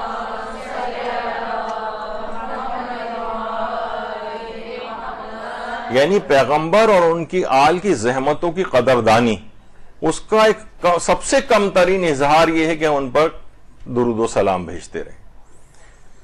اچھا، اب ایک چیز کہی جاتی ہے کہ جب انہیں ہمارے درود کی ضرورت ہی نہیں تو پھر ہم درود کیوں بھیجیں؟ یہ بھی بہت سے لوگوں کا اعتراض ہوتا ہے۔ اور جب انہیں کوئی ضرورت ہی نہیں ہے، ان کے کوئی درجات ہم کوئی بلند کروا سکتے ہیں؟ عام طور پر بہت سے ذاکرین بھی اس انداز سے اس کو پڑھ رہے ہوتے ہیں۔ تو انہیں جب ضرورت ہی نہیں ہے اس کی تو پھر ہم ان پہ درود کیوں بھیجیں؟ آیت اللہ سید محمد حسین طباطبائی صاحب تفسیر المیزان، ان سے بھی کسی نے یہی سوال پوچھا تھا، تو انہوں نے کہا سب سے پہلی بات تو دیکھیے یہ ہے کہ ہم انہیں کوئی چیز نہیں بھیج رہے ہوتے، بلکہ ہم تو اللہ سے درخواست کرتے ہیں، اللہم پروردگار تو ان کے اوپر درود بھیج۔ تو ہم کوئی ان کے درجات وغیرہ نہیں بلند کر رہے ہوتے، نہ ہمارے اس میں کوئی چیز ہے، بلکہ ہم اپنا اظہار عجز اور ناتوانی کا اظہار کرتے ہیں کہ ہم کہاں اور وہ کہاں، اے پروردگار تو ہی ان پر اپنی رحمتیں کو نازل فرما۔ تو یہ ایک، پھر انہوں نے ایک اور چیز فرمائی کہ ٹھیک ہے وہ ہمارے محتاج نہیں ہیں لیکن اللہ کے تو محتاج ہیں، ہر آن ہر لہجہ وہ اللہ کی رحمتوں کے محتاج ہیں، محمد و آل محمد۔ تو بہرحال پھر یہ ہے کہ وہ اللہ، ہم یہ درخواست کر کے اپنے قد کو بڑھانا چاہتے ہیں، ہم یہ درخواست اللہ کو پیش کر کے اللہ کا تقرب حاصل کرنا چاہتے ہیں۔ انہوں نے بھی بڑی اچھی مثال بھی دی کہ مثلا ایک باغبان ہے، ایک مالی ہے، وہ کسی مالک کے باغ میں کام کرتا ہے، اور جب عید کا موقع آتا ہے تو اسی جو مالک کا باغ ہے اسی کے پھولوں کو چن کر ایک گلدستہ بنا کر مالک کو عید کے روز جا کر پیش کرتا ہے، تو جو مالک ہے وہ کتنا خوش ہوتا ہے، حالانکہ معلوم ہے کہ یہ اپنے پاس سے کچھ نہیں رہا ہے، میرا ہی باغ ہے، میرے ہی یہ پھول ہیں، یہ اس نے جمع کر کے مجھ کو لا کر دیے ہیں۔ تو ہم بھی جو ہے ہمارے پاس کچھ بھی نہیں ہے، سب کچھ اللہ کی طرف سے، یہ توفیق بھی ہمیں اللہ نے دی ہے۔ تو ہم یہ جو گلدستہ بناتے ہیں یہ درود کا، یہ گویا ہم اللہ ہی کی طرف والی چیزیں ہیں ساری، اور یہ ہم ان کی خدمت میں پیش کرتے ہیں۔ جس طریقے سے ایک مالی تقرب حاصل کرتا ہے کہ اپنے مالک کے باغ کے پھولوں کا، اور مالک اس سے کتنا خوش ہو جاتا ہے، اسی طریقے سے پروردگار عالم بھی ہمارے اس پیش کردہ تحفے سے خوش ہو جاتا ہے۔ جو ہم درود پڑھتے ہیں نا، تو پروردگار عالم بھی اسی طریقے سے ان کا اللہ کا تقرب ہمیں حاصل ہوتا ہے، جس طریقے سے ایک باغ کا مالی اس کو پھول دیتا ہے، حالانکہ اس کا اپنا کچھ بھی نہیں ہوتا ہے، سب باغ کے مالک ہی کا ہے، لیکن وہ اس کے باوجود خوش ہو جاتا ہے۔ تو اس طرح ہم بھی اللہ کا تقرب اس انداز سے حاصل کرتے ہیں۔ اور اگر محمد و آل محمد علیہ السلام کے درجات یہ اس طریقے سے بلند ہو بھی رہے ہیں، کہا جاتا ہے نا، تو یہ درجات اللہ ان کے بلند کر رہا ہے، کیونکہ یہ دماغ میں رہنا چاہیے کہ محمد و آل محمد علیہ السلام کے درجات، ایسا نہیں کہ درجات ان کے رک گئے ہوں، ہر آن ہر لہجہ ہر لمحہ ان کے درجات میں اضافے سے اضافہ تر ہوتا چلا جا رہا ہے۔ اسی طریقے سے ان کے علم بھی ایک جگہ رک نہیں گیا ہے اس دنیا سے پردہ فرما جانے کے بعد، بلکہ ہر آن ان کا علم مسلسل بڑھ بھی رہا ہے۔ تو اور کمال مطلق جو ہے وہ صرف پروردگار عالم کے پاس ہے، جو کہ لامتناہی ہے۔ تو جس قدر بھی ان کے درجات بلند ہوتے چلے جائیں وہ کبھی بھی اس مقام تک کبھی نہیں پہنچ سکتے، یعنی جو اللہ کے پاس کمال مطلق ہے۔ تو لہٰذا اس بات کی گنجائش ہمیشہ رہتی ہے کہ ان کے درجات میں مسلسل اضافہ ہوتا رہے۔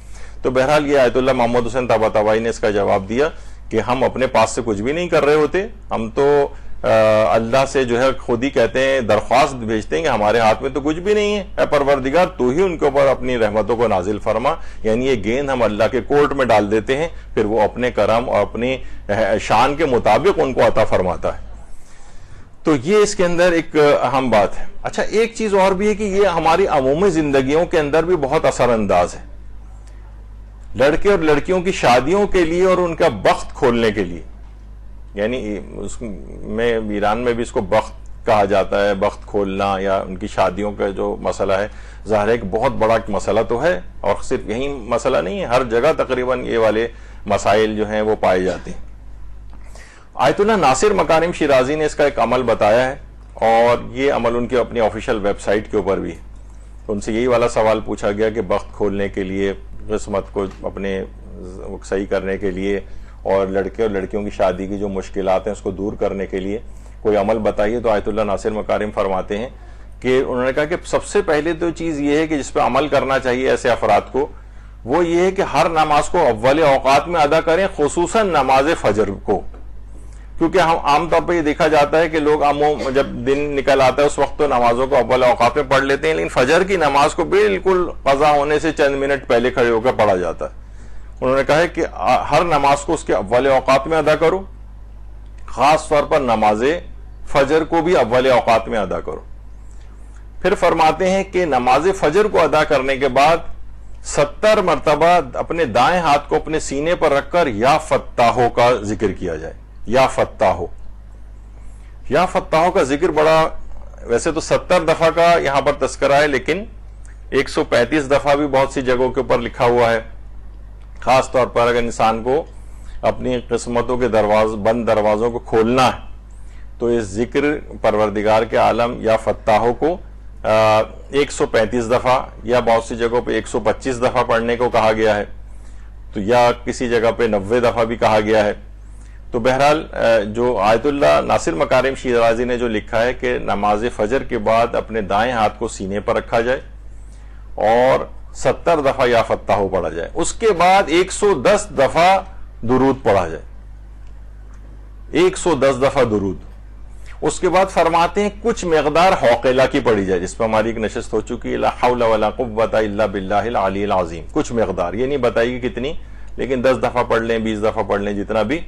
اس کے بعد کہا کہ کچھ مقدار میں صدقہ دیں اور اس کے بعد اپنی حاجت کو اللہ سے طلب فرمائے, تو انشاءاللہ بہت ہی جلد قسمت کے بند دروازے کھل جاتے ہیں اور شادیوں کے مسئلے بھی حل ہو جاتے ہیں. یعنی میں پھر اس کو ذکر کر دوں کہ پہلے تو نمازوں کو اول اوقات میں ادا کریں, خاص طور پر نماز فجر کو. پھر نماز فجر پڑھنے کے بعد دائیں ہاتھ کو سینے پر رکھ کر 70 دفعہ یا فتاحو. یا فتاحو کو کہا جاتا ہے کہ یہ غفلت کو دور کرنے والا بھی ذکر ہے. یعنی انسان بعض اوقات عمومی زندگی, اپنی عام زندگی میں ذرا غافل ہو جاتا ہے, غفلت کو بھی دور کرتا ہے. اور یا فتاحو کو کہا جاتا ہے کہ 2 رکعت نماز پڑھنے کے بعد اور 150 دفعہ یا فتاحو کو اگر پڑھا جائے تو بہت سے مخفی جو امور ہے نا وہ آپ پر ظاہر ہو جاتے ہیں, بہت سی پوشیدہ باتوں کا اظہار ہو جاتا ہے. تو بہرحال یا فتاحو کو انہوں نے کہا ہے کہ یہ 70 دفعہ دائیں ہاتھ کو سینے پر رکھ کر پڑھا جائے, اس کے بعد 110 دفعہ درود, کچھ مقدار حوقلہ کی, اور اس کے بعد صدقہ دیا جائے, اور صدقہ دینے کے بعد اپنی حاجت کو اللہ سے طلب کیا جائے. تو انشاءاللہ بہت ہی جلد اس کے اثرات نمودار ہوتے ہیں. تو اس کے اندر بھی ایک اہم رول جو ہے 110 دفعہ درود کا ہے, جو انسان کے قسمتوں کے بند تالوں کو کھول دیتا ہے. محدث نوری, مستدرک الوسائل جن کی ہے, کتنے عظیم الشان محدث گزرے ہیں شیعت میں. محدث نوری کی کتاب ہے دارالسلام. دارالسلام یہ خوابوں کے ذکر کے اوپر ہے. تو اس میں انہوں نے ایک مومنہ کا خواب جو ہے وہ ذکر کیا ہے کہ ایک مومنہ کی ایک جوان سال بیٹی تھی کہ جس کا انتقال ہو گیا, اور انتقال ہونے کے بعد اس مومنہ نے اپنی بیٹی کو خواب میں دیکھا کہ جو وہ چیخ رہی ہے اور چلا رہی ہے اور کہہ رہی ہے مجھ پر شدید عذاب ہو رہے ہیں جو میں نے گناہ انجام دیے تھے اس پر. اب اس بیچاری کی آنکھ کھل جاتی ہے, بہت پریشان ہوتی ہے, اور ظاہر ہے کہ کوئی بھی اپنے مرحوم کو اس انداز سے دیکھے تو اس کو پریشان ہوتا ہے کہ اخروی زندگی میں کیا ایسا ہو گیا اس کے ساتھ. چند دن گزرتے ہیں کہ تو دوبارہ وہ بیٹی خواب میں آتی ہے, وہ مومنہ دیکھتی ہے کہ بہت ہنسی خوشی وہ آ رہی ہے, بہت خوشحال ہو گئی ہے. اس سے پوچھتی ہے کہ آخر کیا وجہ تھی, پہلے تو تمہیں اتنے عذابوں میں گرفتار تھیں, جو تم اتنی خوش نظر آ رہی ہو. تو اس کی بیٹی نے کہا کہ کچھ ہی دن پہلے ایک مومن قبرستان کے پاس سے گزرا تھا اور اس نے چند دفعہ درود پڑھ کر اہل قبور کو ہدیہ کیا, اس کے بعد سے ہم پر سے سارے عذاب بھی برطرف ہو گئے ہیں اور ہم رحمت خدا کو اب تک جو تقسیم ہوئی ہے اسے وصول کر رہے ہیں. درود بھیجیے محمد.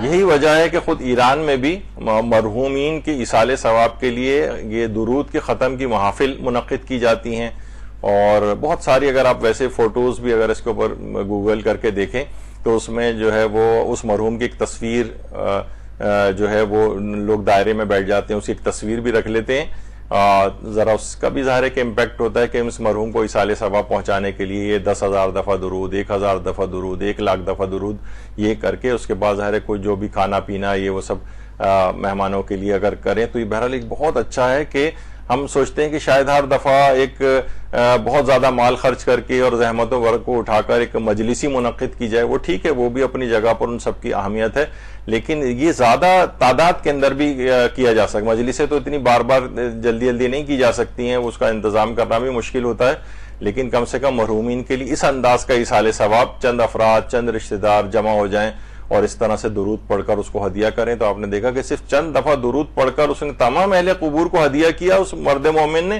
پورے قبرستان پر سے عذاب برطرف ہو گیا، اور بلکہ جو رحمت خدا تقسیم ہوئی وہ بات اتنی زیادہ تھی کہ وہ اب تک وصول کر رہے تھے مستقل اس کو۔ تو بہرحال یہ درود کی جو برکتیں ہیں وہ اس میں یہ بھی شامل ہے۔ اب فقہی احکام کے اندر ایک چیز اور بھی آتی ہے، خواتین بھی اس لحاظ سے پوچھتی ہیں کہ حالت نجاست میں بھی درود پڑھا جا سکتا ہے، حیض کی حالت میں، نفاس کی حالت میں، جنابت کی حالت میں، اس طرح سے، اور تو بہت جگہوں کے اوپر یہ ملتا ہے، یعنی سننے میں آتا ہے کہ خواتین اس کو کہتی ہیں کہ نہیں یہ تو بے احترامی ہے اور ذکر کو اتنے دنوں تک نہیں پڑھتی، حالانکہ ایسا نہیں ہے، اور حالت نجاست میں بھی محمد و آل محمد پر درود کے علاوہ بلکہ اس میں تو پروردگار کی حمد بھی کی جا سکتی ہے، تسبیح بھی پڑھی جا سکتی ہے، قرآن بھی پڑھا جا سکتا ہے، اور 7 آیات سے زیادہ کی کراہیت بھی آیت اللہ سیستانی کے نزدیک تو وہ والا مسئلہ بھی نہیں ہے، یعنی 7 آیات سے زیادہ بھی اگر تلاوت قرآن کر رہے ہوں تو جو کراہیت کا ایک مسئلہ، درود میں تو وہ خیر وہ کراہیت والا مسئلہ کسی اور مجتہد کے نزدیک بھی نہیں ہے، جو کراہیت کے قائل بھی ہیں 7 سے زیادہ آیات جنابت وغیرہ کی حالت میں پڑھنے کی، اور یہ تو بہرحال چاہے وہ نفاس کی حالت ہو یا دیگر نجس حالتیں ہوں، اس کے اندر بھی درود کو پڑھا جا سکتا ہے، بلکہ عورت کے لیے تو آپ کے علم ہی ہے کہ جو اپنے مخصوص ایام میں وہ اوقات نماز کا جو وقت ہے اس میں مصلی پر آ کر بیٹھ جائے اور تسبیحات پڑھے، اذکار پڑھے، درود پڑھے، سلام پڑھے، تلاوت قرآن کرے، جس طرح سے بھی وہ اس کو گزار سکتی ہے۔ تو یہ والی چیز کا ذرا کانسیپٹ کو کلیئر ہونا چاہیے کہ حالت نجاست میں بھی یعنی ایک ایسی عبادت ہے کہ اللہ نے، حالانکہ وہ چاہتا تو اس پہ پابندی بھی لگا سکتا تھا کہ بھائی، لیکن وہ کہتا ہے نہیں، اس حالت میں میرا بھی نام لے سکتے ہو اور یہ سب چیزیں بھی، عبادت بھی انجام دے سکتے ہو۔ اچھا، صلوات کے عدد کے برابر صلوات کو بھیجنا، کہا جاتا ہے کہ جیسے 14 معصومین بھی ہیں، تو یعنی جب کبھی انسان کم سے کم بھی اگر پڑھے تو 14 دفعہ درود کو تلاوت کر لے تو اس کے اور بہت زیادہ اثرات ہوتے ہیں۔ ہر ایک درود کو ایک معصوم کو مثلا ہدیہ کرنے کی نیت سے 14 دفعہ پڑھ کے تو یہ بڑے اثرات رکھتا ہے۔ اچھا، اسی طرح سے اب جو اعداد ہیں، اب یہ ظاہر ہے بالکل ایک الگ فیلڈ ہے، میری کوئی اس میں مہارت بھی نہیں ہے، لیکن عام طور پر کہ کون سے حرف کے کتنے اعداد ہوتے ہیں اور آتشی، بادی، آبی اور خاکی اس کی جو خصوصیات ہوتی ہیں کیا ہیں، میرا اس میں بہت کم، اصل میں میری دلچسپی اتنی زیادہ اس میں نہیں ہے، اس وجہ سے میں اس میں نہیں پڑھتا۔ لوگ اکثر سوال بھی کر رہے ہوتے ہیں اس پہ آ کر کے اس کے اعداد بتا دیں، اس نام کے اعداد بتا دیں، تو وہ دلچسپی نہ ہونے کی وجہ سے بھی، اور ظاہر ایک الگ علم بھی ہے، اور بعض اوقات میں نے جو یہ جو کس حرف کے کتنے اعداد ہوتے ہیں اس کو نکالنے کا بھی ایک خاص طریقہ ہے، جو میں نے خود سے کیلکولیٹ کرنے کی کچھ ناموں میں کوشش کی تو وہ اوپر نیچے ہو جاتے ہیں ہمیشہ، تو بہرحال اس کو الگ سے سیکھنا چاہیے، علم الاعداد بھی ہے اس لحاظ سے۔ تو بہرحال تو صلوات کے جو ابجد کے اعداد ہیں وہ 557 مرتبہ، 557 دفعہ، یہ بھی جو ہے کہا جاتا ہے کہ اگر آپ کو کسی خاص عدد پڑھنا ہے تو 557 دفعہ صلوات کو جو ہے وہ پڑھا جائے۔ اسی طریقے سے کسی خاص شخص یا مریض کے لیے پڑھنی ہو تو اس کے نام کے عدد کے برابر جو ہے آپ اس کے نام کے اعداد، جو بھی اس کے ماہرین ہوں ان سے پوچھ کر یا خود ہی اس کو حاصل کر لیں گے، اعداد کیسے نکالے جاتے ہیں ناموں کے۔ تو کسی خاص شخص کے لیے اگر کوئی درود پڑھنا ہے یا خاص کوئی مریض بیمار ہے اس کے لیے پڑھنا ہے تو اس کے نام کے عدد کے برابر، یہ بہت مجرب ہے کہ اس سے وہ تکلیف دور ہو جاتی ہے، حاجت دور ہو جاتی ہے اس شخص کے لیے جس کے لیے وہ پڑھا جا رہا ہے۔ اسی طریقے سے کسی مرحوم کو اگر ہدیہ کرنا ہے تو ان کے نام کے عدد کے برابر پڑھنا بڑا مجرب ہے، یعنی اس کے مرحوم کے نام کے اعداد نکال لیں اور جو جتنے عدد بنے اس مقدار کے برابر جو ہے وہ درود پڑھا جائے۔ اسی طریقے سے جس معصوم کو آپ کو ہدیہ کرنی ہو ان کے نام کے عدد کے برابر، مثلا حضرت امام حسین علیہ السلام کو اگر ہدیہ کرنا ہو تو درود اللہم صلی علی محمد تو مثلا ان کے نام کے اعداد جو ہیں 128 ہیں، تو 128 کے مطابق پڑھ لیا جائے. رسول اللہ کو اگر درود جو ہے ہدیہ کرنا ہے تو ان کے نام کے اعداد مثلا 92 ہیں، اور اسی طریقے سے حضرت امیر المومنین علیہ السلام کے 112 ہیں اعداد. اب اس طرح سے مختلف معصومین کے آپ خود نکال سکتے ہیں کسی جگہ سے، تو ان کے نام کے اعداد کے برابر جو ہے وہ کیا جا سکتا ہے. تو وہ زیادہ یعنی جو علماء جنہوں نے اس پہ کام کیا ہوا ہے تو اس کو کافی بہتر سمجھتے ہیں کہ ان کے نام کے اعداد کے برابر ہو. اچھا، اگر 1000 مرتبہ روزانہ پڑھنی ہو کسی بھی حاجت کے لیے، ابھی آگے چل کر آئے گا کہ 1000 مرتبہ روزانہ، تو اگر یہ کوئی شخص اپنے ذمے کسی خاص حاجت کے لیے رکھے تو پھر وہ 2 ماہ تک پے در پے اس کو پڑھے، یعنی اپنی حاجت کے لیے چھوڑے نہیں بیچ میں، چاہے حاجت خواہ درمیان میں پوری کیوں نہ ہو جائے. مثلا ممکن ہے آپ نے کسی حاجت کے لیے پڑھا اور وہ 15 دن میں وہ حاجت پوری ہو گئی، تو چھوڑے نہیں، 1000 مرتبہ پڑھتے جائیں یہاں تک کہ 2 ماہ پورے ہو جائیں. یہ بہت مجرب ہے اس سلسلے میں، اور اس نعمت کو بھی دوام مل جاتا ہے، یعنی جو آپ نے حاجت طلب کی پھر وہ ضائع نہیں ہوگی آپ کو ملنے کے بعد، اور وہ یعنی وہ جو بھی کام آپ نے وہ آگے بھی ٹھیک چلتا رہے گا. تو 1000 مرتبہ اگر روزانہ آپ نے پڑھنے کو کسی حاجت کے لیے رکھا ہے تو اسے 2 ماہ تک پے در پے پڑھا جائے.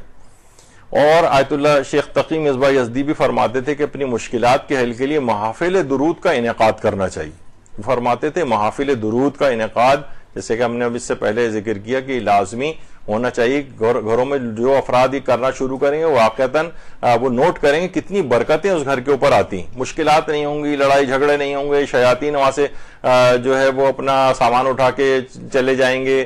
اب جو ہے نا وہ یعنی اس گھر میں اطمینان سکون کی زندگی وہ اس گھر کے اندر بسر ہوگی. ورنہ کیا ہوتا ہے، لڑائی ہو رہے ہیں، جھگڑے ہو رہے ہیں، غیبتیں ہو رہی ہیں، ناچاقیاں ہو رہی ہیں اور اس طرح کی چیزیں. اپنی مشکلات کے حل کے لیے محافل درود کا انعقاد گھر میں کرنا چاہیے.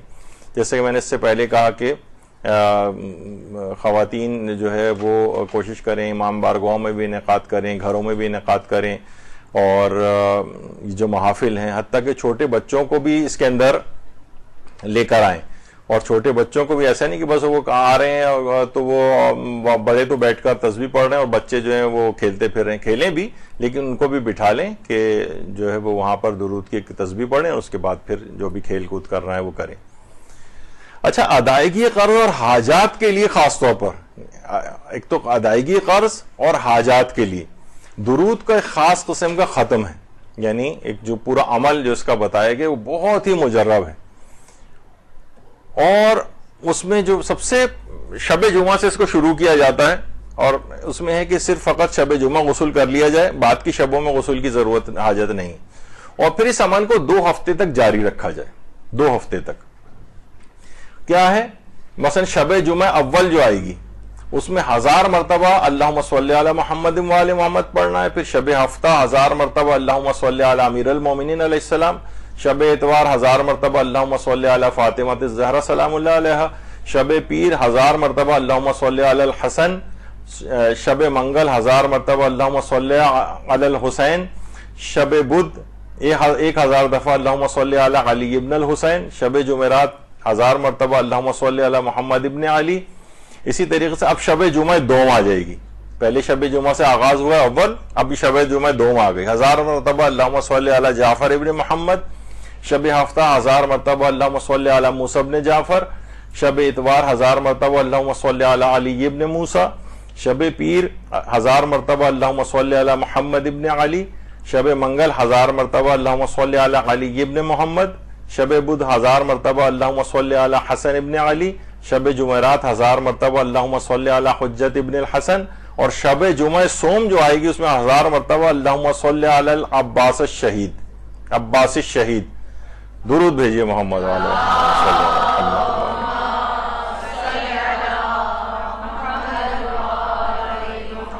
بہت ہی مجرب عمل ہے. قضاء حاجات کے لیے صرف 2 ہفتے تک کا صرف عمل ہے، اور 1000 مرتبہ صرف پڑھنا ہے. اور ایک معصوم کو، اور ایک آخری والا جو ہے شب جمعہ سوم جو ہے اس میں 1000 مرتبہ حضرت عباس علمدار کو بھی ہدیہ کرنا ہے. اور جن لوگوں نے اس کا تجربہ کیا ہے وہ کہتے ہیں کہ بہت ہی مجرب ہے. ہماری اس کے لیے کسی پہ قرضوں کی ادائیگی ہو خصوصاً، اور کوئی اور بھی حاجت ہو تو اس کے لیے بھی اسی طریقے سے اس عمل کو کیا جا سکتا ہے. البتہ ایک جب بھی یہ جو شرائط ختم صلوات یعنی جو بھی یہ محفل منعقد کی جائے صلوات کی جس میں 1000 دفعہ پڑھا جا رہا ہے، بہت سے لوگ 10,000 دفعہ، 1,00,000 دفعہ، 10,00,000 دفعہ، کتنی دفعہ بھی جو ہے اس کو پڑھ سکتے ہیں جتنے لوگ موجود ہیں اس کے مطابق. تو اس محفل کی اس ختم کی صلوات کی کچھ شرائط ہیں، یعنی یہ جو بھی آپ کریں گے اس سے کچھ آداب ہیں. سب سے پہلی چیز تو یہ کہ یہ جب بھی عمل آپ کریں باطہارت ہو، وضو کیا ہوا ہو، غسل کیا ہوا ہو، مثلا ان میں سے کوئی چیز یعنی طہارت کے ساتھ ہو تو اس کی اثر پذیری بہت بڑھ جاتی ہے. دوسرا قطع امید، یعنی اب ہماری دنیاوی کوئی امیدیں کسی سے نہیں، ہمیں صرف پروردگار عالم سے امید ہے، اور یہ جو سہارے ہیں ہم نے جن کے اوپر ہم درود پڑھ رہے ہیں ان سے ہمیں امید ہے.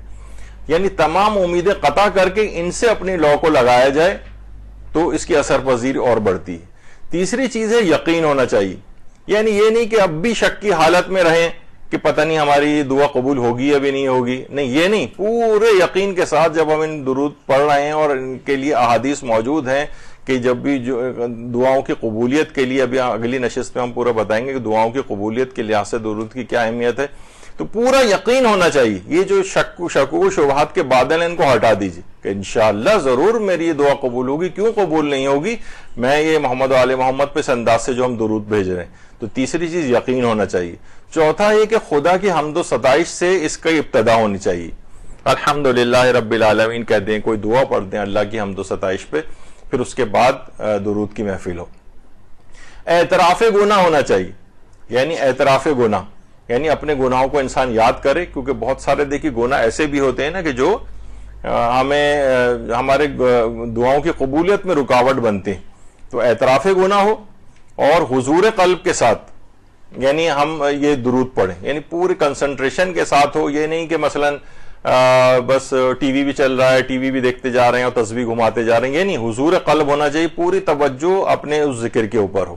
ساتویں چیز ہے کہ زمان و مکان مناسب ہونا چاہیے، یعنی کوشش کریں شب جمعہ ہو، روز جمعہ ہو، کوئی اچھی نیک تاریخ ہو اور جگہ بھی اور اگر اچھی ہو تو اس کو بھی مثلا امام بارگاہ یا کوئی اور اس طرح کی جگہ، لیکن نہیں تو کم سے کم گھر میں ایسی جگہ جہاں عام طور پہ انسان نمازیں وغیرہ پڑھتا ہے، اپنی عبادت انجام دیتا ہے. زمان و مکان مناسب. اسی طریقے سے پھر اس کے بعد ہے عدد ذکر معین، یعنی کوئی بھی معین ذکر کوشش کریں کہ جو طے ہو اتنا ہی پڑھا جائے، نہ کم نہ زیادہ. پڑھ تو سکتے ہیں، ظاہر ہے کہ زیادہ جتنا بھی ہو جائے، لیکن بہرحال ایک معین مقدار جو آپ نے 1000، 10,000، 1,00,000 جو بھی ہے وہ کوشش کریں کہ وہ عدد صحیح طور پر پورا اترے اس کے اوپر. اور علماء فرماتے ہیں اس جگہ کو خوشبو سے معطر بھی کیا جائے کہ جہاں پر یہ درود کی محفل جو ہے ہو رہی ہے، اس جگہ کو خوشبو وہاں پر اس سے معطر کیا جائے اس کو. اور یہ ختم شروع ہونے سے پہلے اور اس کے بعد صدقہ دیا جائے، یعنی اس عمل کو جو درود کی محفل کا انعقاد ہو رہا ہے کوشش کریں اس سے پہلے بھی آپ صدقہ دیں اور اس کے بعد بھی صدقہ دیں. اور دوران گفتگو، دوران ختم آپس میں کوئی فضول بات چیت بالکل نہ کریں. بہت کوئی ضروری ہو تو بات کر لیں، لیکن عام طور پہ ہوتا ہے کہ وہ مثلا سب لوگ بیٹھے ہوئے ہیں، باتیں بھی ہو رہی ہیں اور تسبیح کے اوپر انگلی بھی گھومی جا رہی ہے اور ادھر ادھر کی باتیں، اس سے جو ہے نا اس کی اثر پذیری ختم ہوتی ہے. یعنی کوشش کریں کہ دوران ختم آپس میں کوئی فضول بات چیت جو ہے وہ نہ کی جائے سوائے کسی ضروری بات چیت کے. اور بلا ضرورت اپنی جگہ سے اٹھا بھی نہ جائے، یعنی اٹھ کے جا رہے ہیں پھر آ کر بیٹھ رہے ہیں، پھر اٹھ کر چلے گئے پھر آ کے بیٹھ رہے ہیں، اس طرح سے نہ ہو. بلا ضرورت، بہت ضرورت ہو تو جا سکتے ہیں، لیکن بلا ضرورت اپنی جگہ سے نہ اٹھا جائے. اس کے آداب میں سے ہے جو ختم صلوات کی جو بھی محفل ہو رہی ہے. اور ختم کے بعد اپنی حاجت کو قلبی رغبت کے ساتھ مانگا جائے، قلبی رغبت کے ساتھ. یعنی ایک ہوتا ہے نا کہ بس سرسری طور پر بس ہم بیٹھے درود پڑھ رہے ہیں پھر اٹھ کے چلے گئے، کوئی خاص یعنی بالکل اپنے حاجت کو قلبی رغبت کے ساتھ، یعنی پروردگار میری اس حاجت کو لازمی قبول فرما دے. جتنے بھی احساس ہے لاچارگی اور بیچارگی جو ہے وہ آپ اپنا سمو کر اپنی اس حاجت کو جو ہے چاہے اپنے دل کے اندر ہی کیوں نہ ہو پروردگار کی بارگاہ میں پیش کریں، یہ اس کے آداب میں سے ہے. اور دل یا زبان سے معصومین کو ہدیہ کیا جائے اور دعا بھی مانگی جائے، یعنی یا تو دل ہی دل کے اندر ہو یا زبان سے بھی اگر کریں کہ پروردگار میں اس ختم صلوات کو جو میں نے 1000 دفعہ یا 10,000 دفعہ پڑھا ہے، میں فلاں معصوم کو یا فلاں معصومین کو میں ہدیہ کرتی ہوں، اور اس ہدیہ کرنے کے نتیجے میں میری فلاں دعا کو قبول فرما لیں، چاہے اس کے الفاظ دل سے گزاریں یا اپنی زبان پر جاری کریں، آپ کی مرضی. لیکن ایسا نہیں کہ ایک ہوتا ہے نا انڈرسٹوڈ دعا، بس ٹھیک ہے ہماری نیت یہی ہے، وہ بھی ٹھیک ہے، لیکن اگر اس طرح سے باقاعدہ اگر اس کو گزارا جائے اپنے دل میں یا اس کو زبان کے اوپر گزارا جائے، اس سے ذرا اور اہمیت اس کی بڑھ جاتی. تو دل یا زبان سے معصومین کو ہدیہ کیے جائے اور دعا مانگی جائے. اور جب بھی پیغمبر اکرم فرماتے ہیں کہ مجھ پر صلوات بھیجنا تمہاری دعاؤں کی قبولیت اور اعمال کی پاکیزگی کا سبب ہے، یعنی تو اللہم صلی علی محمد و علی محمد،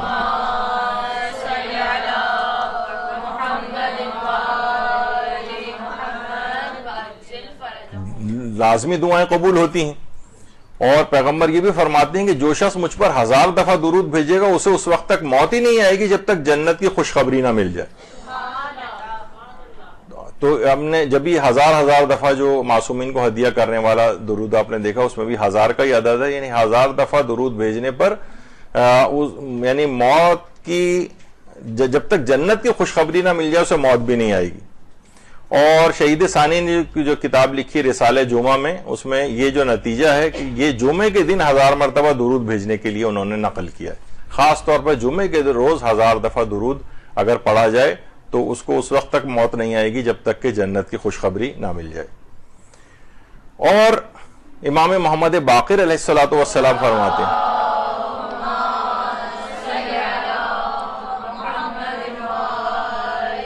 کہ جب حضرت امیر المومنین علی علیہ السلام رسول اللہ کے غسل و کفن و حنوط سے فارغ ہو گئے تو آپ نے لوگوں کو اجازت دی کہ تم میں سے 10 افراد کا گروہ داخل ہو اور آپ پر درود پڑھے. پس 10 کے گروہ کی شکل میں نبی اکرم کے حجرہ اقدس میں داخل ہوتے رہے اور امیر المومنین نبی اکرم اور لوگوں کے درمیان کھڑے ہو کر قرآن کی یہ آیت تلاوت فرماتے، ان اللہ و ملائکتہ یصلون علی النبی یا ایھا الذین آمنوا صلوا علیہ وسلموا تسلیما. اللہم صل علی